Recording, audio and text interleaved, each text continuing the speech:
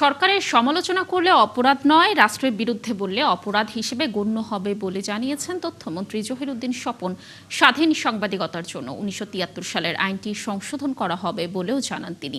সকালে ঢাকা বিশ্ববিদ্যালয়ের গণযোগাযোগ ও সাংবাদিকতা বিভাগ আয়োজিত সেমিনারে মন্ত্রী আরও বলেন, ক্ষমতা, স্বাধীনতা, দায়িত্ব এই তিনের সমন্বয়ে গণমাধ্যম কমিশন গঠন করা হবে। বিস্তারিত জানাচ্ছেন মাহিলা ইসলাম।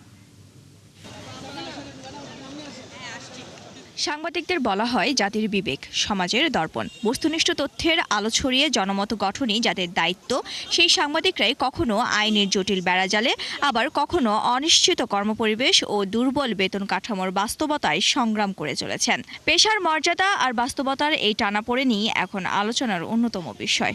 আমাদের বিভাগে একটা মাল্টিমিডিয়া সাংবাদিকতার এই চ্যালেঞ্জ, পেশাগত স্বাধীনতা এবং ভবিষ্যৎ করণীয় নিয়ে সেমিনারের আয়োজন করে ঢাকা বিশ্ববিদ্যালয় গণসংযোগ ও সাংবাদিকতা বিভাগ।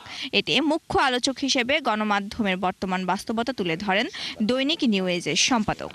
৪৫ বছর ধরে কোটি মানুষের আস্থায় পাইপের বস আরএফএল পাইপ। জনপ্রতিনিধি যদি আমাকে কথা দিয়ে কথা না রাখে, জনপ্রতিনিধি যদি জনস্বার্থপরায়ণ কাজে নিজেকে যুক্ত না রাখে, যদি সে জনস্বার্থ বিরোধী কাজে লিপ্ত হয়, তাহলে তার বিরুদ্ধে লেখা এটা জনগণের একেবারে মৌলিক অধিকার এবং দায়িত্বের মধ্যে পড়ে। কিন্তু আপনাকে মুচলেখা দিতে হবে যে না, তার বিরুদ্ধে কোনো কথা বলবো না।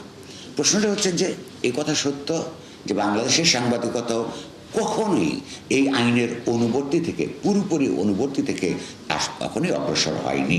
সাংবাদিকতা বিভাগের ৬৪তম প্রতিষ্ঠাবার্ষিকী উপলক্ষে ঢাকা বিশ্ববিদ্যালয়ের মোজাফফর আহমদ চৌধুরী অডিটোরিয়ামে আয়োজিত অনুষ্ঠানে প্রধান অতিথির বক্তব্যে তথ্যমন্ত্রী বলেন, অবাধ ও বস্তুনিষ্ঠ তথ্যপ্রবাহ নিশ্চিতের পাশাপাশি অপসাংবাদিকতার কুফল রোধে কার্যকর উদ্যোগ নেওয়া জরুরি। যে ৫ তারিখের পুরো ব্যাপারটাই অন্য খাতে প্রবাহিত হয়ে গিয়েছে, তখন কি হতো?